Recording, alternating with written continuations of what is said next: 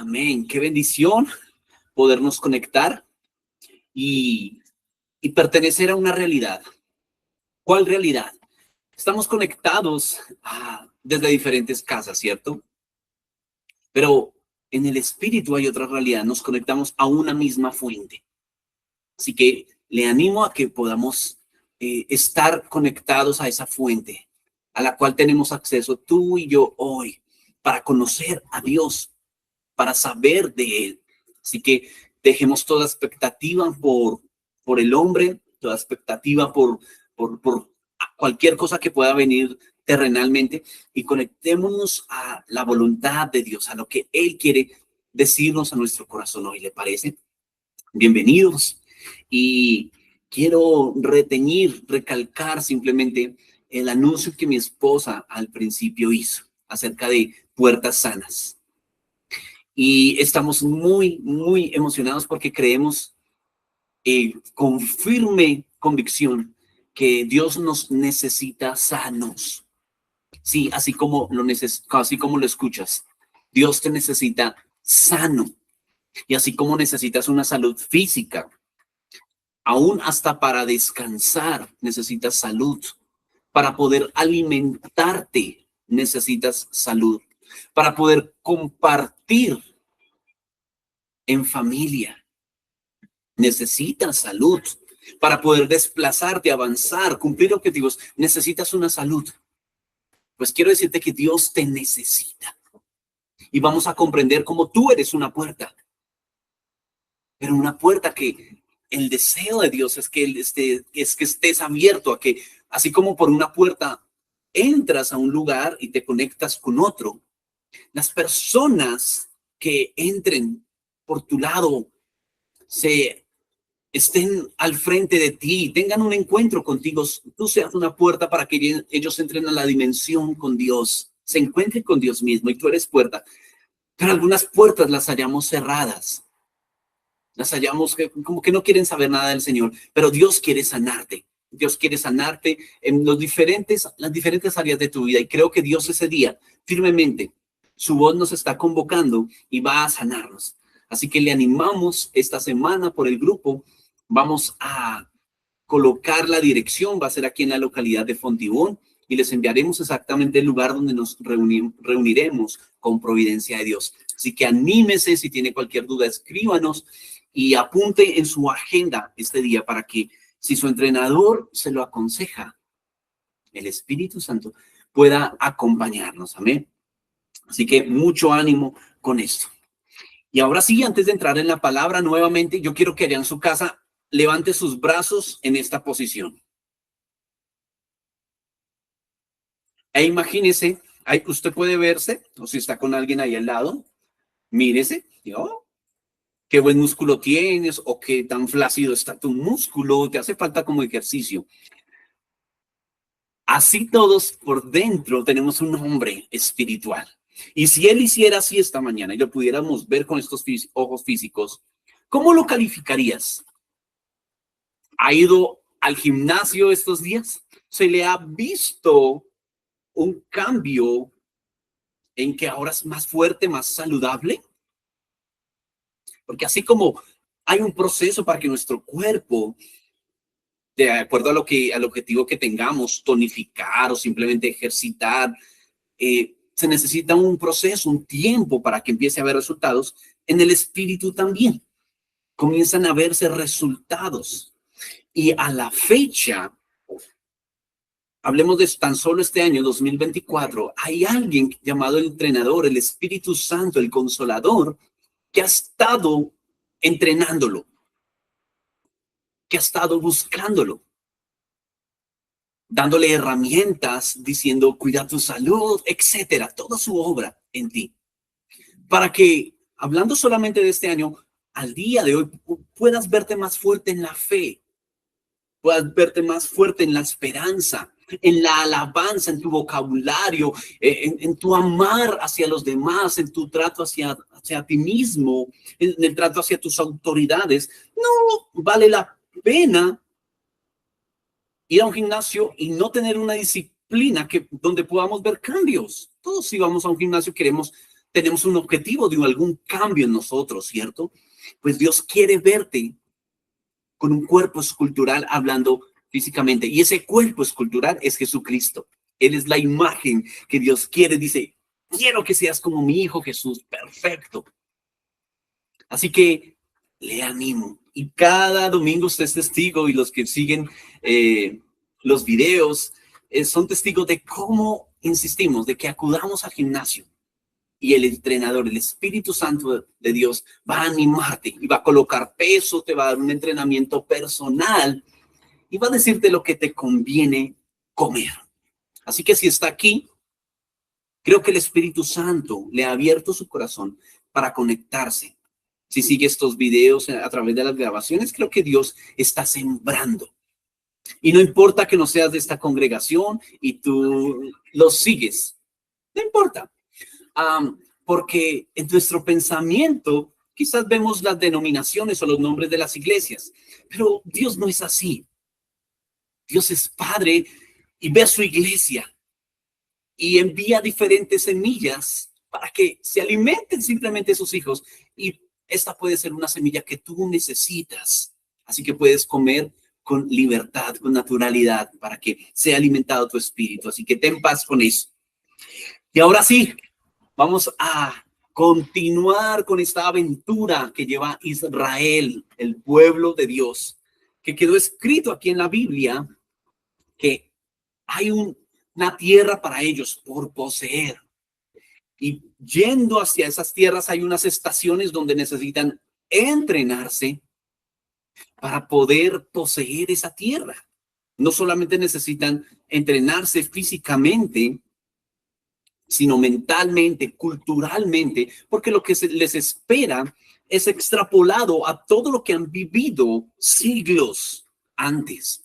Así que necesitan entrenarse para entrar en esa nueva tierra. Y eso también te dice Dios, necesitas entrenarte porque Él tiene nuevos tiempos, nuevas cosas para ti. Él es tan creativo, tan multiforme, tan maravilloso que quiere cambios en tu vida.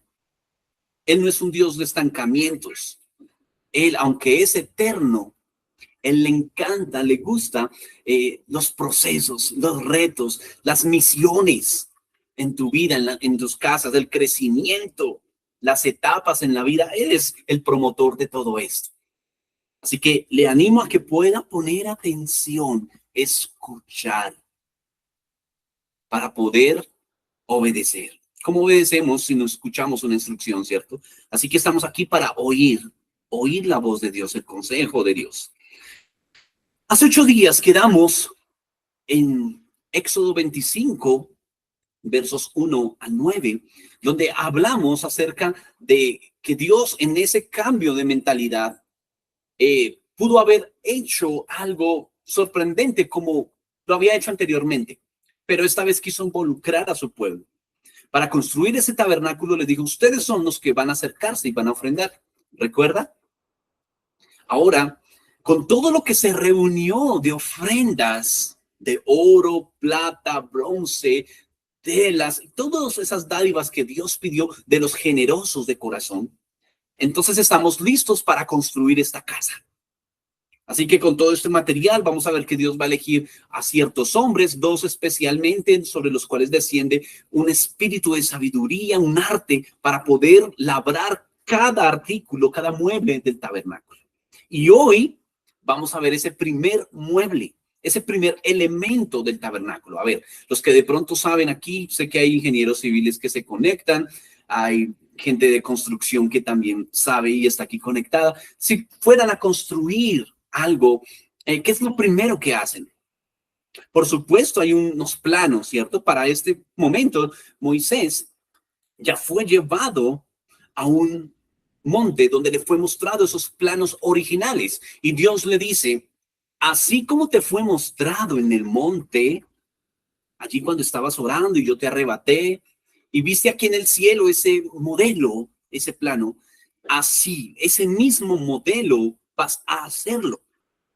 Así que teniendo ya esos planos, recibe la instrucción del primer mueble. Y vamos a leerlo. ¿Cuál es esa primera instrucción para construir? ¿De acuerdo?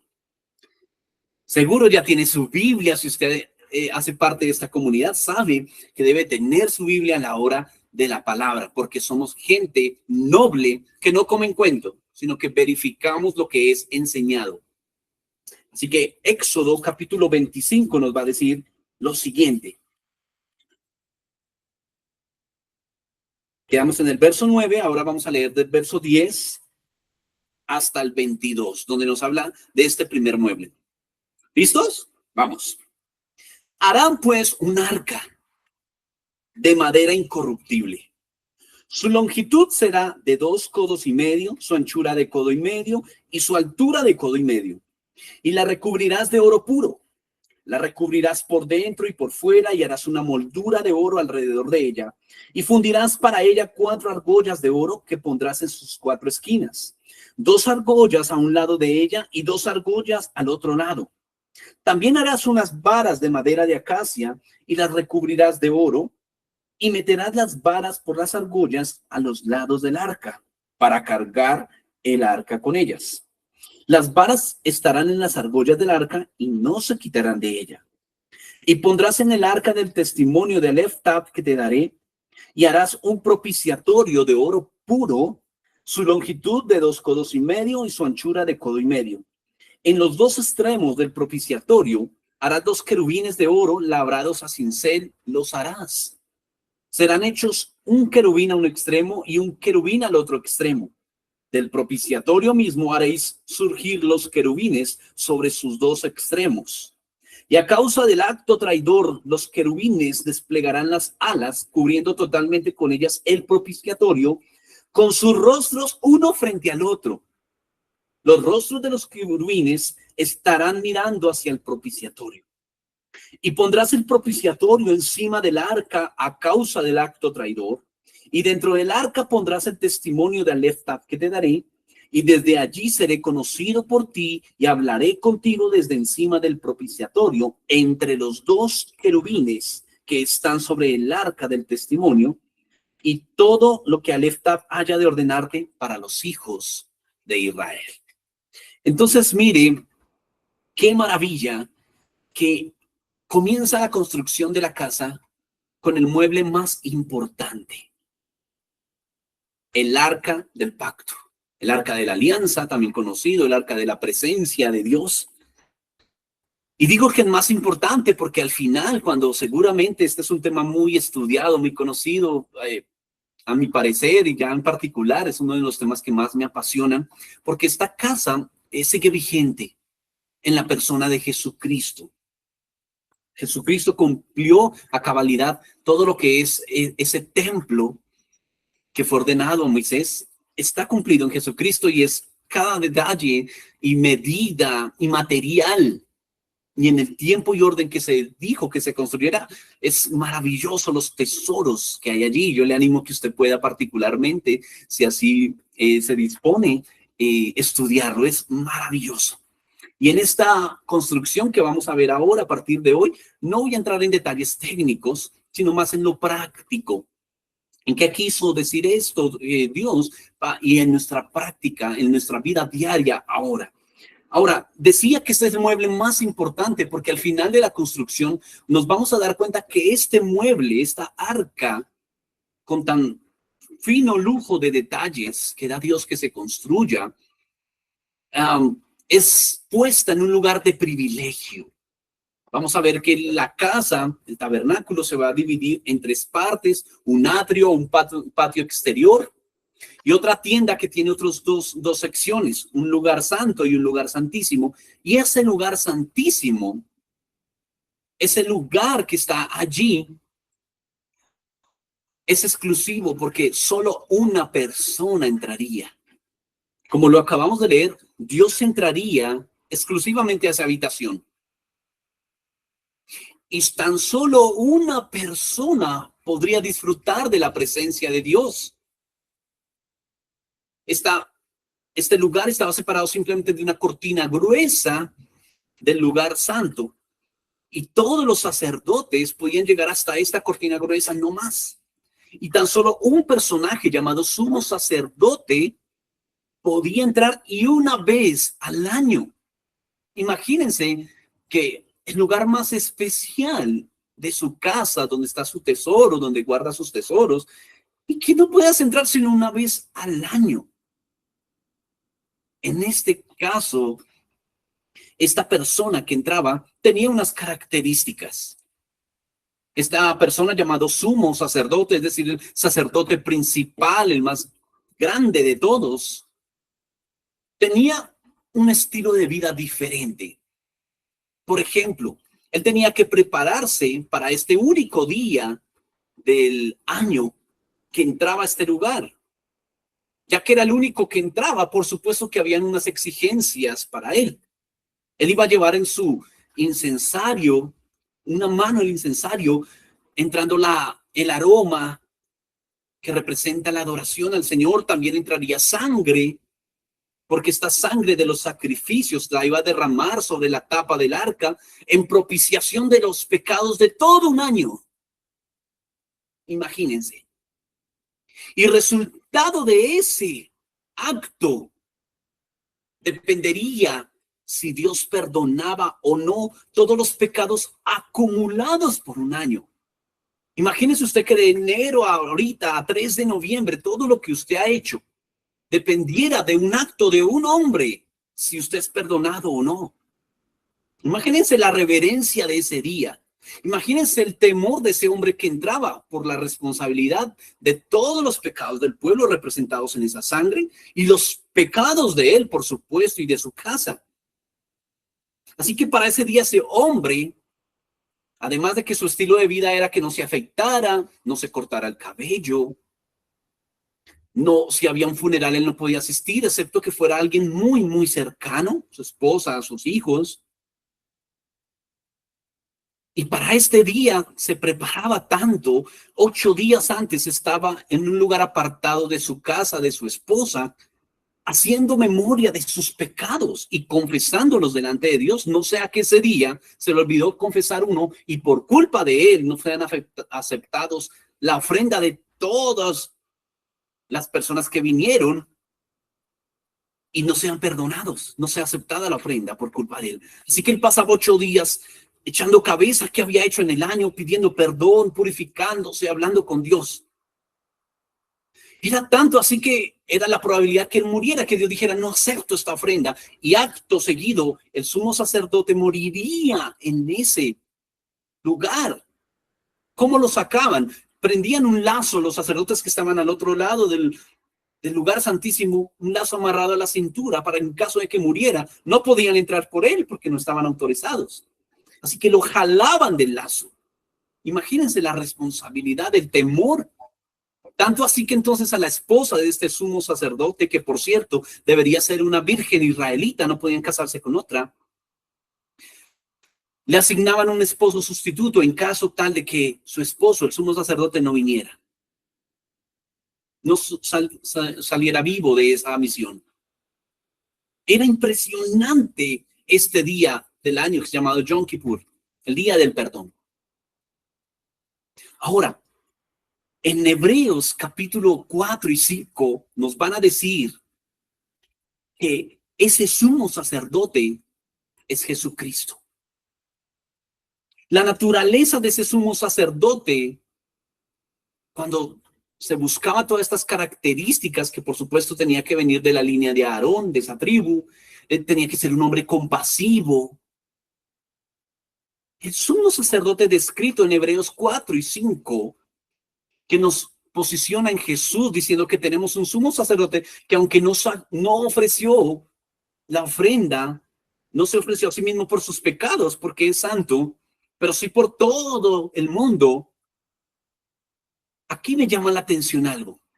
¿Será que esa misma actitud de ese sumo sacerdote que está temblando, que no muera, es la misma actitud de Jesús, santo, sin pecado, pero que está a punto de hacer lo mismo, de ir a la cruz? Y pensaba en esto, yo decía, ¿será que Jesús está en una actitud diferente o está temblando? Y eso me llevó a leer lo siguiente.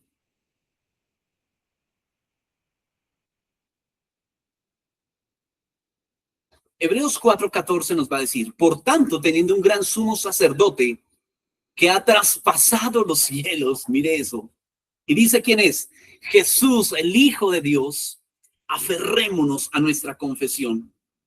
Porque no tenemos un sumo sacerdote que no pueda compadecerse de nuestras debilidades, sino uno que ha sido probado en todo, según nuestra semejanza, excluido del pecado.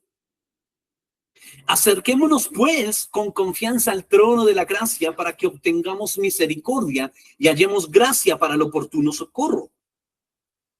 Y miren lo que va a decir el verso 7 de Hebreos 5, hablando de Jesús como sumo sacerdote.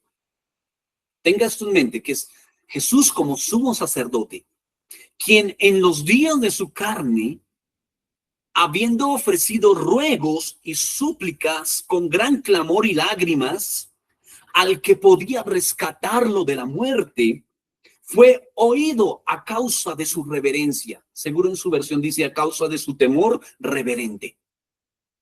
Y aunque era hijo, por lo que padeció, aprendió obediencia. Y habiendo sido perfeccionado, vino a ser autor de eterna salvación para todos los que le obedecen, y fue proclamado por Dios, sumo sacerdote, según el orden de Melquisedec. Jesús, el Hijo de Dios, el único hijo en su género, un hijo unigénito de Dios aquí en la tierra. Su actitud no fue de niño consentido, sino que él, con temor reverente, con reverencia, sabía la tarea que debía hacer. La misma responsabilidad de aquel hombre en el Antiguo Testamento, él sabía que debería ejercerla. Y aunque él, inocente, puro y sin pecado, tuvo ese mismo temor reverente, y aunque santo, padeció para aprender obediencia. Imagínense esta lección de ese sumo sacerdote que entra a la presencia de Dios. Jesús entrando a la presencia de Dios, acercándose al Padre, con esa reverencia, padeciendo para aprender obediencia. Esto me lleva a pensar que Jesús tuvo una actitud que, aunque siendo hijo, fue oído no porque era hijo, sino a causa de su temor reverente.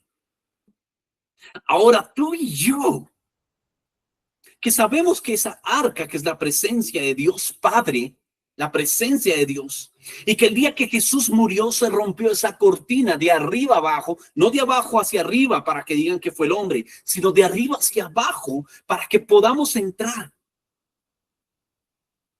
Y ahora no es que cualquiera puede entrar, esa misma dinámica, como les dije al principio, ese mismo modelo está vigente. Sigue siendo el mismo que puede entrar el sumo sacerdote. Ahora todos podemos entrar, pero en el sumo sacerdote llamado Jesús. Por eso Jesús en Juan 14:6 va a decir, yo soy el camino, la verdad y la vida. Nadie viene al Padre si no es por mí. Es decir, ninguno podemos ir ante la presencia de Dios si no es por el sumo sacerdote, si no es por el camino que es Jesús. Esa misma dinámica sigue vigente. Pero lo que quiero que nos enfoquemos es en lo siguiente. ¿Cuál es tu actitud, mi actitud, cuando entramos a la presencia de Dios? ¿Es como la de estos sumos sacerdotes? ¿Como Jesús? ¿Con temor reverente? ¿O cómo es la actitud cuando entramos a la presencia de Dios, cuando estamos delante de Dios? Mire, es muy fácil darse cuenta de eso. Evaluemos, por ejemplo, la actitud que tuvimos ahora, hace unos minutos en la alabanza, donde estamos diciendo al que está sentado en el trono, al que vive para siempre. Miren, es muy fácil encontrar reverencia o irreverencia. Identificarla es muy fácil. Y es muy común encontrar la irreverencia delante de Dios. Encontrar gente que mientras canta, al mismo tiempo que está cantándole a Dios, porque se sabe la canción, está mirando el teléfono, Está saludando al que está al lado y al tiempo está al que está sentado en él y va cantando automáticamente sin reverencia, sin conectarse ni temor reverente de que está delante de Dios, de aquel que puede perdonar tus pecados o no, que ahora en Cristo eres perdonado, somos perdonados, pero que hay unas cláusulas. ¿Qué está diciendo Alex? Hay unas cláusulas, por ejemplo, él dijo, si tú no has perdonado, yo no te perdono.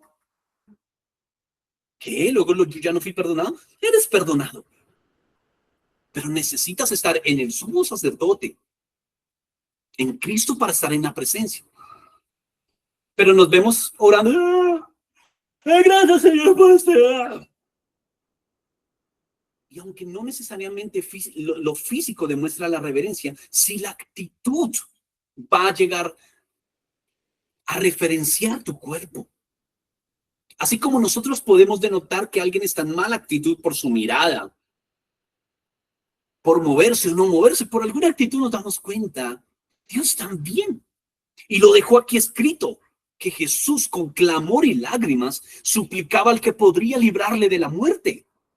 ¿Por qué él no sería más bien irreverente o confiado decir, yo soy hijo de Dios, Padre, tú me resucitas, soy tu hijo, increíble, no me resucites?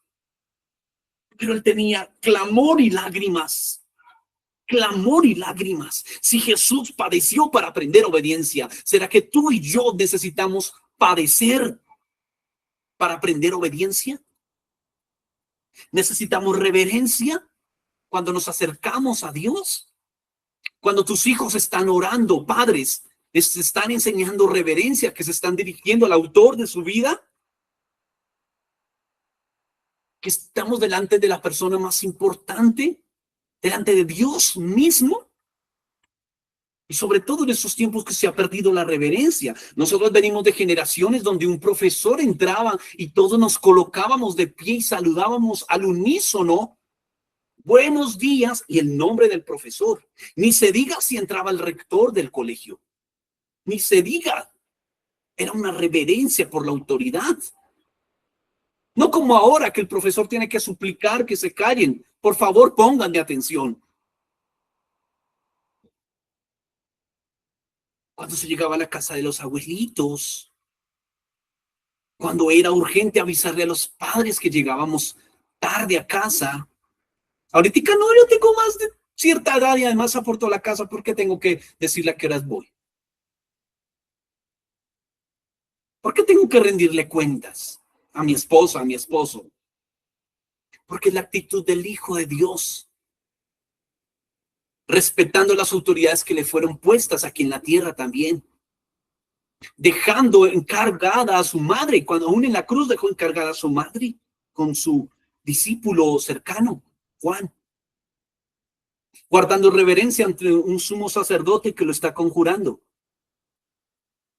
guardando reverencia ante una autoridad romana que lo manda a llamar, a un Jesús sujeto, reverente. ¿Cuál es la actitud tuya y mía cuando nos acercamos a la presencia de Dios? Ahora, esa reverencia que nos está hablando y que nos insta a entrar en la presencia de Dios, no habla de una reverencia a la cual hay que tenerle miedo, sino una reverencia para entrar a un lugar de dicha, a entrar a un lugar donde se disfruta, un lugar donde dice la Biblia que hay plenitud de gozo. Hay muchas actividades en las que podemos encontrar alegría, gozo. Por ejemplo, es un gozo congregarnos. Pero el mayor gozo, hay plenitud de gozo en la presencia de Dios, delicias a su diestra. Hay una plenitud de gozo que es insuperable y es cuando entramos en la presencia de Dios. Cuando tú una vez has experimentado su presencia, quieres saber más. Y todos los gozos experimentados antes son simples. Cuando logras probar del pan de vida, cuando logras tomar de su vino, cuando logras tener un encuentro con él, ese gozo en tu alma, en tu espíritu, solamente lo pueden entender aquellos que han tenido esa experiencia. Saben que los otros gozos son pasajeros, están debajo de ese gozo sublime, pleno. Y ese gozo es el que Dios quiere que en el arca del pacto, ese mueble que fue puesto allí, esa presencia de Dios a la cual nosotros tenemos acceso a través del sumo sacerdote, nosotros disfrutemos y proclamemos. ¿Qué quiero decir con esto? ¿Recuerdan Juan 3:16? Es fácil, ¿cierto? Porque de tal manera amó Dios al mundo que ha dado ¿a quién? A su Hijo unigénito, para que todo aquel que crea no se pierda, mas tenga vida eterna. Entonces, cuidado con esto. Nosotros predicamos el mensaje de la salvación únicamente con la parte de no se pierda, pero nos falta más tenga vida eterna. Porque nos quedamos en que conviértete para que no te vayas al infierno. Por favor, venga, prediquemos. ¿Y por qué tengo que ser cristiano? Para que cuando mueras no vayas al infierno. Y esto es cierto, pero no es el enfoque ni la mirada completa. Porque no se trata de que nos casemos para no quedarnos solterones, sino que nos casamos porque encontramos al amor de nuestra vida. No para que hay, aunque sea cualquiera, aunque sea que sea mueco, no importa que sea mueco y que no me guste, pero que no me quede solterón. Nadie quiere hacer eso. Nosotros cuando nos casamos con alguien que nos enamoramos y queremos estar con ellas, no para quedarnos solterones. Pero con este ejemplo quiero decir que muchas veces predicamos así. Venga, para que no se vaya al infierno. Pero ¿dónde queda el arca del pacto? La plenitud del gozo. No predicamos simplemente para que, gloria a Dios, que así es, vamos a disfrutar de una eternidad con Dios en Cristo Jesús. Y efectivamente el que no crea en Jesucristo y no se halle en el libro de la vida va a tener una eternidad en el infierno, es cierto. Pero les decía que el enfoque completo es más tenga vida eterna. ¿Y qué es la vida eterna? Jesús mismo en Juan capítulo 17 va a decirlo. Esta es la vida eterna, que te conozcan a ti, al único Dios verdadero, y a Jesucristo, a quien has enviado. Esa es la vida eterna. Así que el arca está dispuesta no solamente para que sea salvo del infierno, sino para conocer a Dios en esta tierra, conocer a Dios aquí y ahora.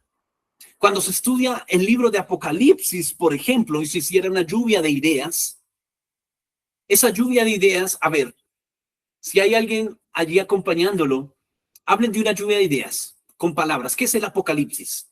A ver, aquí, ¿qué dice? Revelación, correr el velo,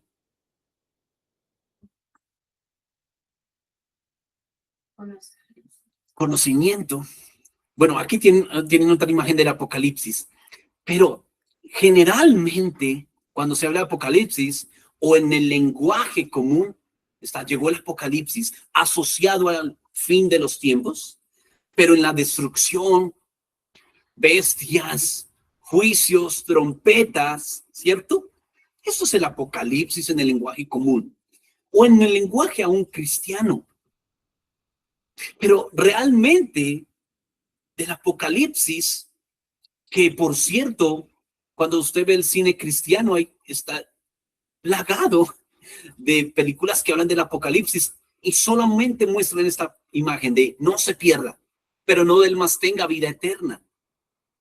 Películas del arrebatamiento, pero nunca muestran qué pasa con los que se arrebataron. Muestran los que se quedaron. Y el miedo y que vienen las langostas. He sido testigo de películas que te dejan erizado. ¿Qué pasa con el alma de los que se quedaron y finalmente no se arrepintieron? En fin, está plagado de terror. Entonces la gente quiere convertirse, no por amor al Salvador, sino por miedo al infierno. Y entonces es como cuando te usan a ti, si alguna vez te has sentido usado, y no te buscan por lo que eres, sino porque puedo tener de ti un beneficio. Así se siente Jesús cuando predicamos para que, no porque vengan y disfruten de Jesús. Ven, yo tengo la solución a tus problemas. ¿Cuál? ¿Se va a pagar mi deuda? No necesariamente, pero vas a tener una tranquilidad. ¿Por qué? Porque en su presencia hay plenitud de gozo. Pero no, eso no es lo que yo necesito pagar mi deuda. Entonces no es el evangelio que necesitas. No es solo no te pierdas, es ten vida eterna. Conoce al Dios verdadero y a Jesucristo a quien has enviado. Pero ¿y si no hay recompensas una vez me muera y todo esto que he hecho por Dios? ¿Y si no hay recompensas, renunciarías a tu fe? ¿O continuarías diciendo, no importa que no hayan recompensas, mi recompensa es estar contigo, Dios, disfrutar de tu persona? No soy un hijo ni una esposa interesada. Simplemente te amo, sin querer nada a cambio. Te amo por quien eres. Eso es lo que significa la entrada al arca de la presencia de Dios. Ahora, miren esto conmigo. Una muestra de que predicamos a Cristo atendiendo más las tinieblas que la luz que él vino a traer es lo que mi esposa comentaba al principio, acerca del 31 de octubre.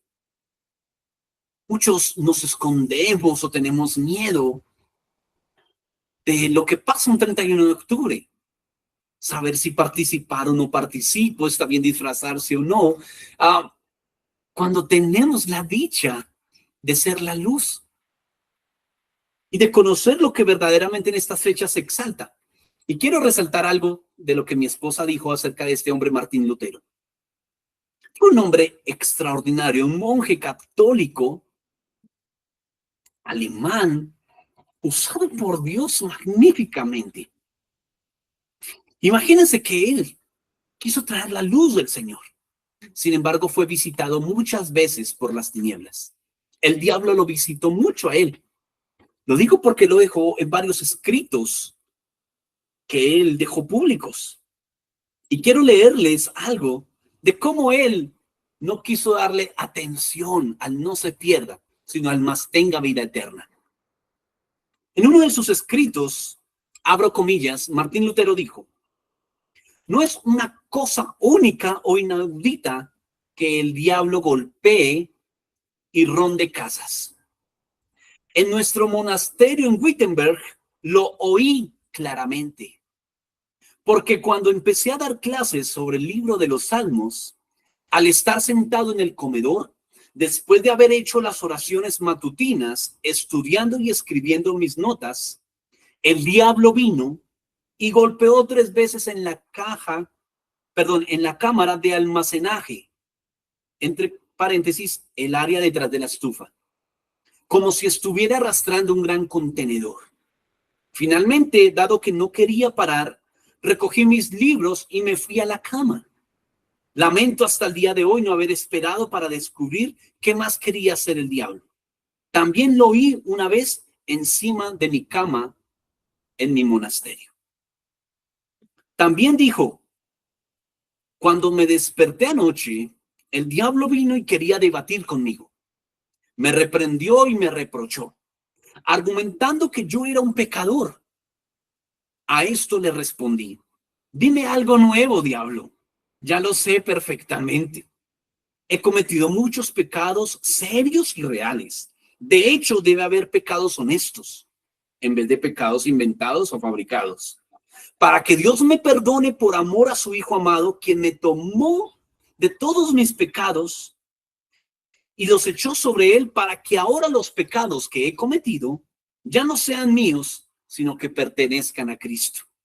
No estoy preparado para negar este regalo maravilloso de Dios, sino que quiero reconocerlo y confesarlo. Mire qué maravilla. ¿Qué harías tú si el diablo se sienta en tu cama esta noche? ¿Le tienes temor reverente? ¿O lo ignoras?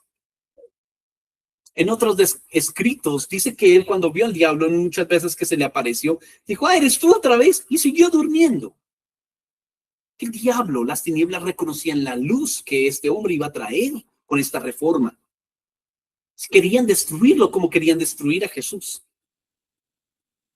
Pero la característica de este hombre, de Jesús, de Martín Lutero, de los hombres de Dios, es ignorar las tinieblas y no temerles. Muchos, si se les aparece el diablo, empezarían a temblar. Uy, mira, ahí viene esa persona, está endemoniada.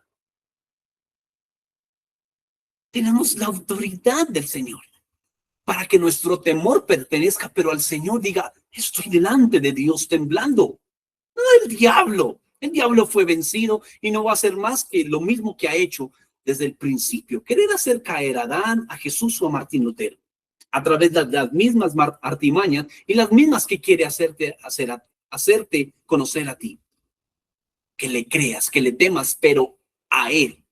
Pero el consejo que Dios nos da es para que Él envió a su Hijo para que entremos con Él a su presencia y no nos perdamos, por supuesto, pero tengamos vida eterna. Ignoremos lo que el diablo ha hecho porque eso está destruido si andamos en Cristo Jesús.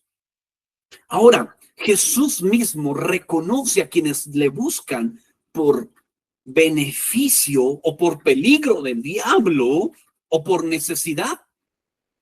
Él lo reconoce. Y también reconoce a los que lo buscan por reverencia, por amor. No lo digo yo, sino que lo dice Juan capítulo 6. ¿Recuerdan el pasaje donde él multiplicó el pan para los 5,000? ¿Lo recuerdas?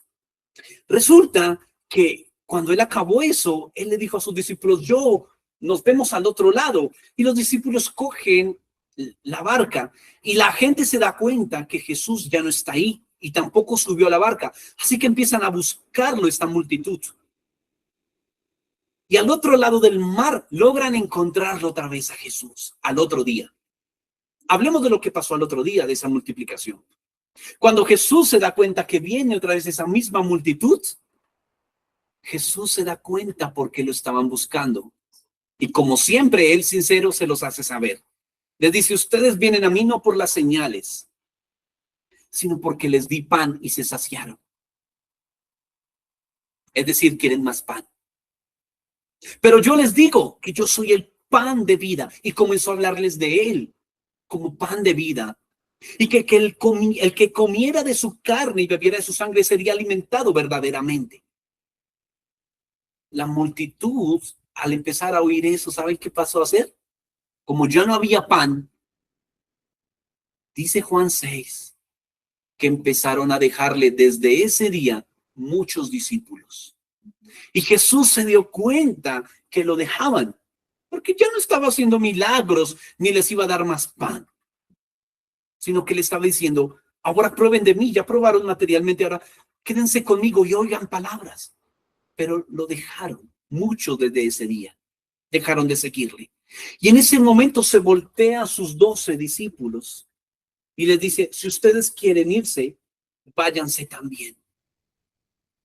Dios está buscando corazones que le sigan por quien es Él, no por el pan que me pueda dar, no por el milagrito que necesito, sino aquellos que amen reverentemente estar en su presencia y amen cuidarlo a Él. Cuidar de su presencia y no que andemos buscando multiplicación de panes y de peces. Así que el reino de Dios no consiste tanto en qué tanto puedes tener de Dios. Quizás tú admires gente y le digas, uy, ¿cuánto tiene el de Dios? Uy, tú tienes tanto de Dios, pero la cara completa sería, ¿cuánto tiene Dios de ti? Y te hago esa pregunta en esta mañana. ¿Cuánto tiene Dios de ti? Tú puedes tener de Dios muchas cosas. ¡Qué bendición! Pero ¿cuánto tiene Dios de tu corazón? Quiero decirles dos cosas para terminar. La posición de los ángeles y por qué muchas veces no nos gusta estar en la presencia de Dios. Lo primero, la posición de los ángeles. ¿Notaron que yo leí algo extraño en el verso 20? Que dice, y a causa del acto traidor, los querubines se desplegarán las alas, cubriendo totalmente con ellas el propiciatorio. ¿Qué es eso del acto traidor? Esta frase de acto traidor no está en muchas versiones, pero en las versiones que está, hay más o menos unas 7 ocasiones que se menciona el acto traidor. ¿Y qué es eso del acto traidor? Está haciendo referencia a la rebelión de Satanás, que a través de Isaías capítulo 11 y Ezequiel 28 está descrito cómo fue ese acto traidor. Cuando Satanás dijo, subiré a los cielos junto a las estrellas de Dios y haré levantar mi trono y me sentaré en el monte de la asamblea y subiré sobre las santas nubes en el flanco norte y me haré semejante a Dios. Dios describió este plan y acción como un acto de traición y lo va a dejar en diferentes episodios de Antiguo y Nuevo Testamento descrito como un acto traidor. Así que Dios dice, a causa de esa rebelión, de ese acto traidor, los ángeles del propiciatorio, es decir, de la tapa del arca del pacto, van a tener una posición. Sus alas se van a encontrar, desde un extremo hasta el otro extremo se van a encontrar. Y la mirada de los ángeles va a estar sobre el propiciatorio, no sobre el trono. Las alas hacían el trono, el asiento para que Dios se siente. Y su mirada al propiciatorio. A causa del acto traidor, en contraste, habían otros querubines como Satanás, que fue querubín, que no estaban deseando ni mirando el trono al cual Dios se sienta, sino que ellos servirían de asiento para Dios sin mirar el trono, sino mirando el propiciatorio que nos habla, el lugar donde cae la sangre del sumo sacerdote, donde son rociados nuestros pecados.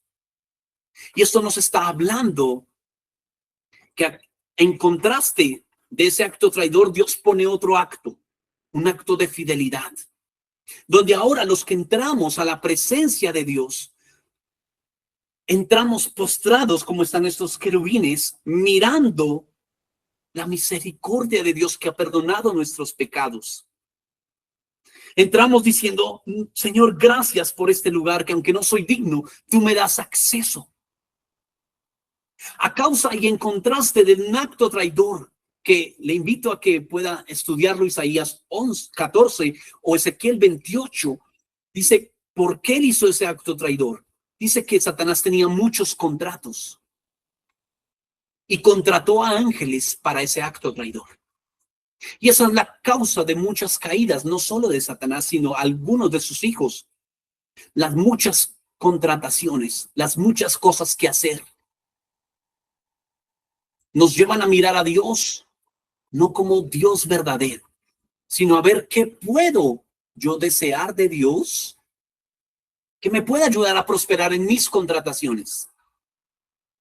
Hoy nos está comparando con Satanás en semejanza de que las muchas cosas que hacemos nos llevan a entrar a la presencia de Dios, no a desear su presencia y dar gracias por su misericordia, sino a pedir contratos, a pedir favores y no a desear por encima de todo la gloria de su nombre, la voluntad de aquel que está sentado en el trono.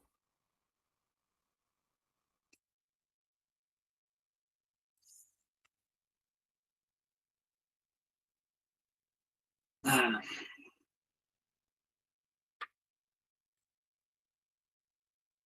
lo que Dios quiere en esta mañana recordarnos es que quiere hacer con nosotros actos de fidelidad.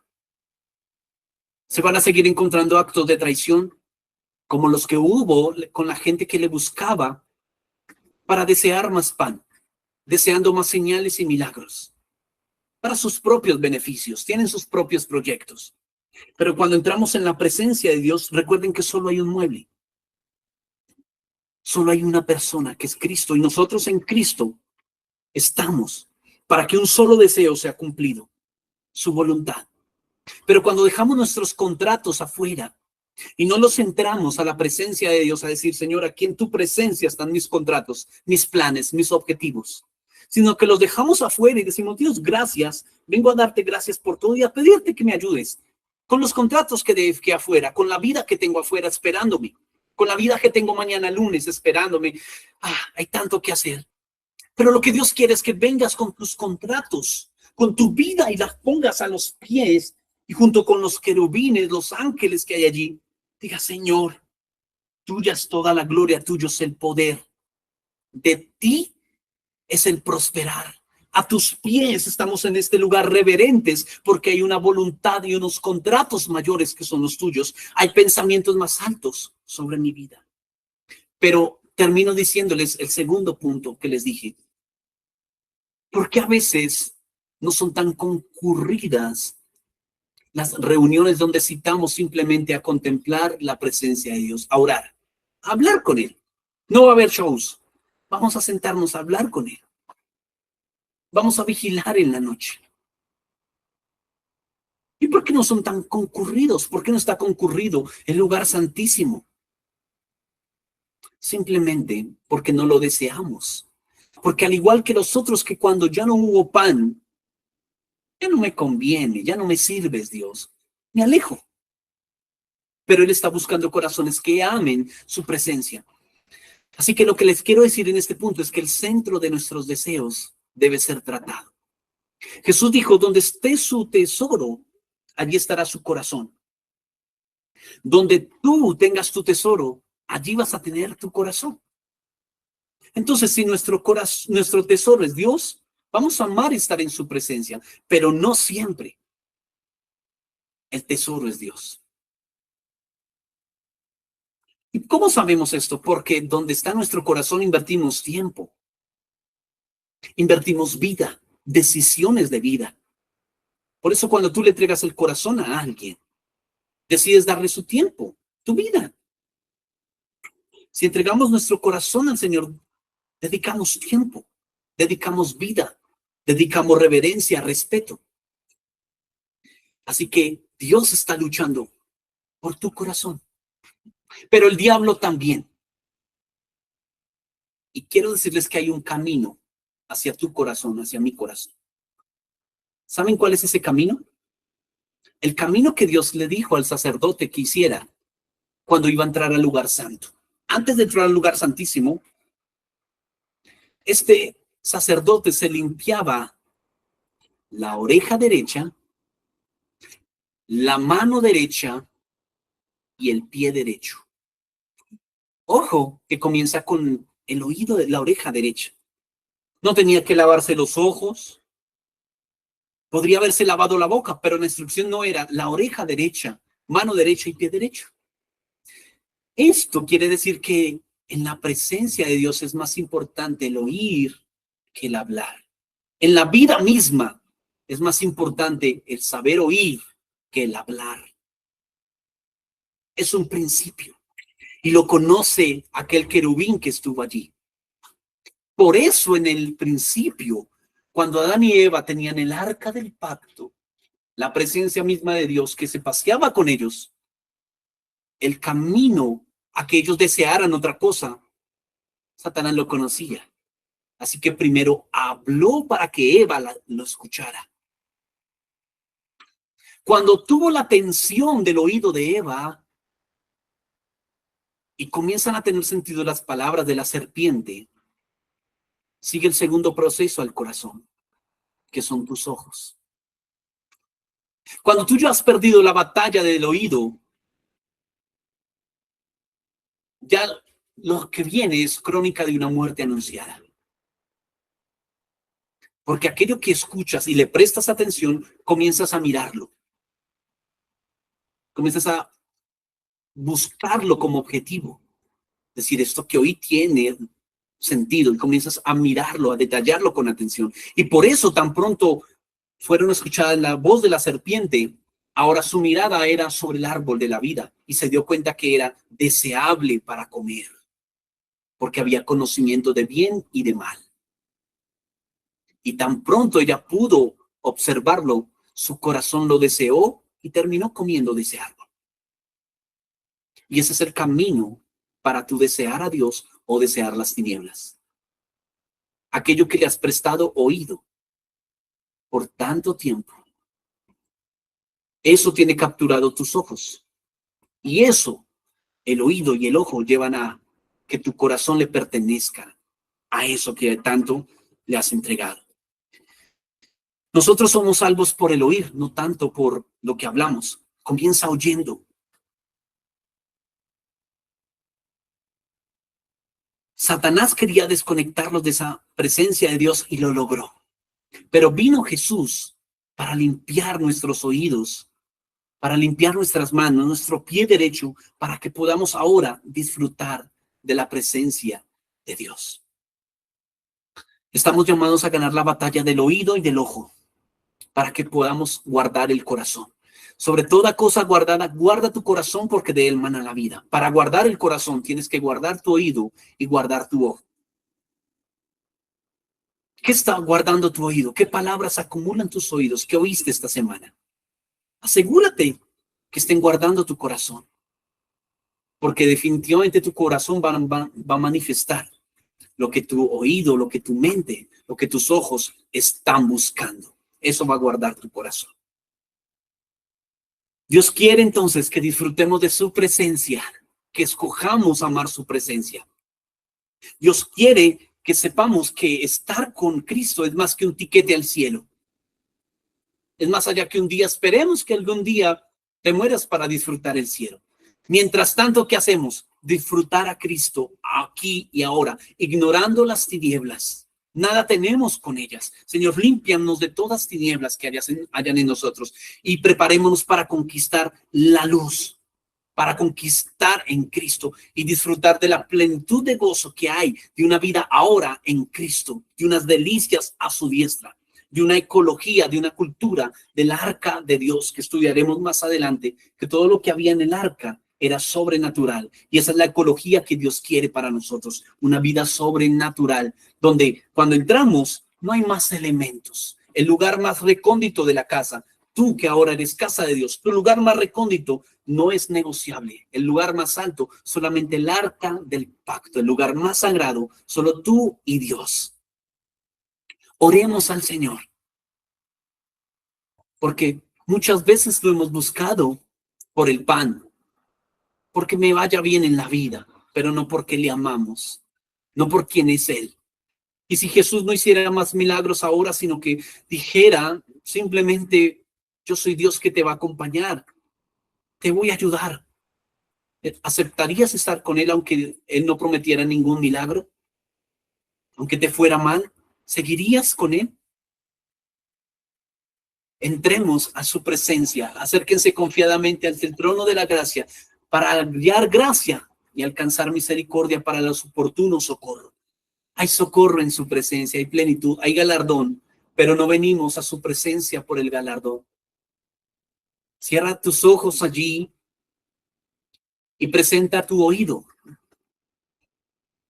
derecho. La parte derecha habla de lo que es fuerte en ti, lo que te gusta oír. ¿Qué te gusta oír?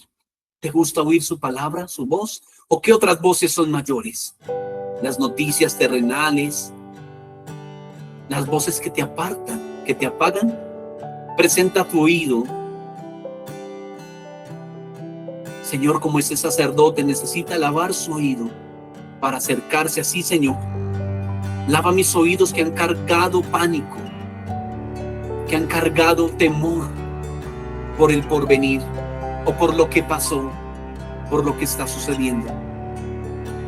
Límpiame, porque ¿a quién iremos?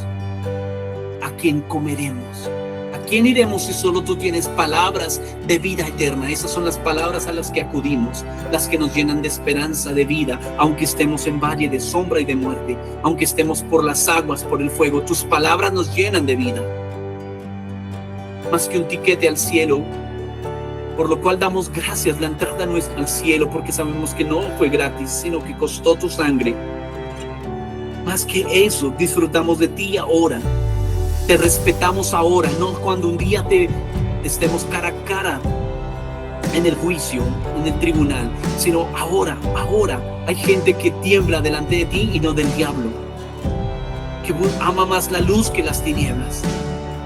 Señor, gracias. Ahora presentamos nuestros ojos. Si nuestros ojos han estado proyectados en planes terrenales, aferrados a eso, hoy ponemos nuestra mirada junto con los querubines a tu misericordia. a esta etapa, a esa misericordia por la sangre que fue derramada por mis pecados. Allí están todas mis esperanzas y traemos junto con mi casa todos nuestros planes. No los dejamos afuera, sino que los traemos a tu presencia para recibir los pensamientos que son más altos que los nuestros, los contratos que son más altos que los nuestros, los tuyos, Señor, y no los que nos condenan, los que nos ocupan y nos hacen caer y desear lo incorrecto. Y nos despojamos de todos esos planes para recibir de ti lo mejor, lo mejor. Y le decimos a nuestro corazón que se conecte con lo que nuestro oído oye de la palabra de Dios, de la instrucción de Dios.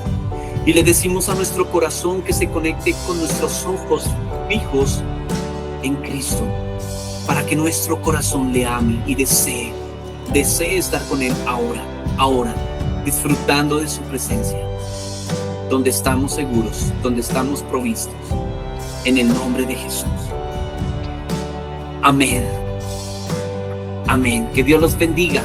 Me despido con esta frase de Martín Lutero. Mi peso sobre ti, Dios, es pecado, mas tu peso sobre mí es misericordia. Que Dios los bendiga.